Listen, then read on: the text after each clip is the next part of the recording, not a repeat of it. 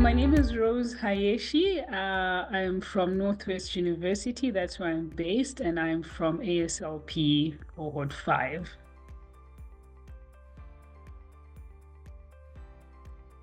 If I think back, I'm not sure what expectations I had. I think it was not my first leadership training. I'd been on another one. So really, I cannot remember what expectations I had.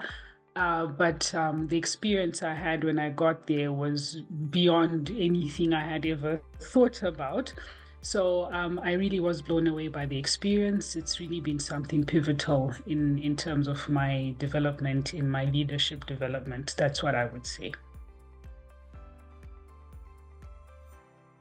In 2019, the current director of my unit was about to retire.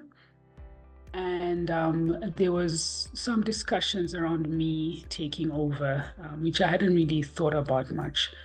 And in that sense, then the ASLP Fellowship came just at the right time in terms of preparing myself to apply for that leadership position, and also just in terms of me getting to know myself better about what do I actually want to do next, because I had to make that decision about do I want to try out for directorship or do I just want to continue with my academic career.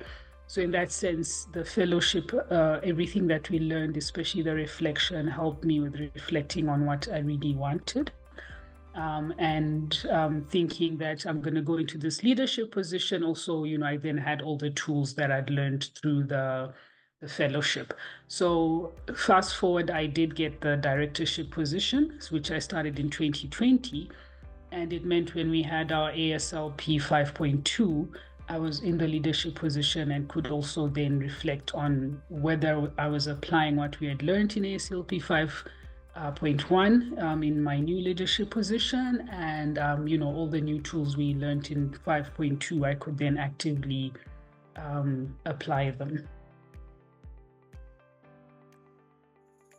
When we did the painting, and then can't remember the facilitator at the time, when we had the exercise and we had to do all our paintings, and then he said to us, okay, hold up your painting and slash through it. So that was something that I remember very well. And then the other one was, we had that what is it called? Your good life. What will your good life look like? We did that with Ash, where we had to, look at our life over the, every 5-year increment. Where are we going? And I'll always remember that because that was very difficult for me. I've always been someone who has difficulty thinking into the future because I was always not sure what I want to do. And I think I was one of the older people in the room. I was 40 actually that year, and everyone else was in their 30s. And when we had to do that, what will your good life look like? Everyone was scribbling away. And I felt like, why everyone here seems to know what they want and I don't know what I want. And I ended up crying. So that was memorable, because crying in a leadership training, that was really, it's memorable. I didn't expect to have such an emotional reaction. So I'll always remember that. But it was a blessing in disguise, because I came back and said to myself, going forward, I'm going to challenge myself to plan my life, even if I don't know what I want, to just dream and plan what I think my good life should look like. There were some areas where I knew and areas where I wasn't so sure. And when I look back now, actually, some of those things have come true even before I predicted them to come true. And I'm not afraid anymore to think about what do I want my good life to look like.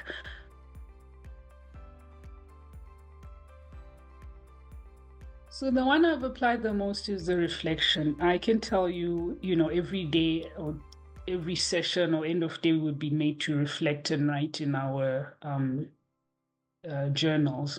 And I was always like, oh, man, I always felt like, did we come here to just reflect? I was like, why do we have to reflect all the time? So that for me is, I realized later, I was like, actually, to be a good leader, you have to self-reflect. And of all the tools we learned, which was actually the self-reflection was not given to us as a tool, we were just made to do it. But I do that all the time now. I self-reflect every day, I journal every day. And that is linked to that My Good Life exercise because it helps me with reflecting on where I want to be, what do I want to improve. So that is a tool I now use every day. And I have a very good understanding of you need to understand yourself as a leader. And if you do not self-reflect, then you're not going to pick up on certain things. Also, in terms of what you're struggling with, you would then know, okay, I need help with this. I can, in your self-reflection, it will also reveal issues that you need assistance with.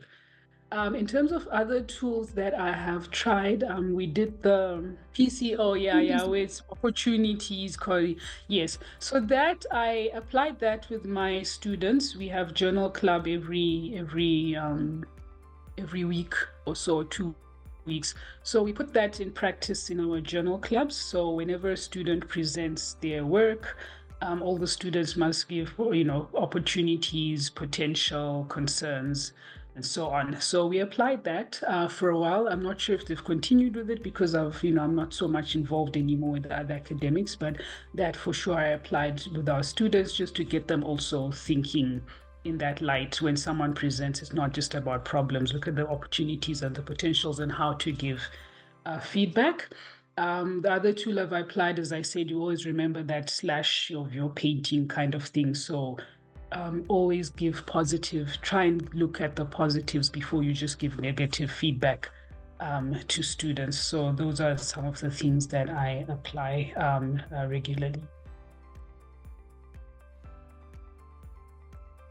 I think an African science leader is anyone who, first of all, obviously has a passion for science and wants to see an improvement or use science to improve African problems, and also who is willing to collaborate with other African science leaders to solve African problems. That is an African science leader for me.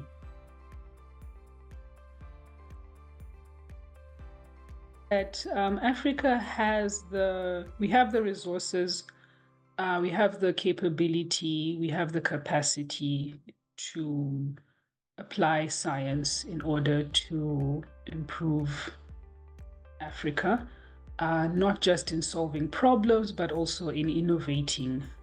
So there's always a focus on solutions, but I think we also have the capacity to innovate and push. What do they, when you have the, push technologies even whereby maybe people don't know that they need the technology. So we're able to solve problems and we're able to create new opportunities. Transformative.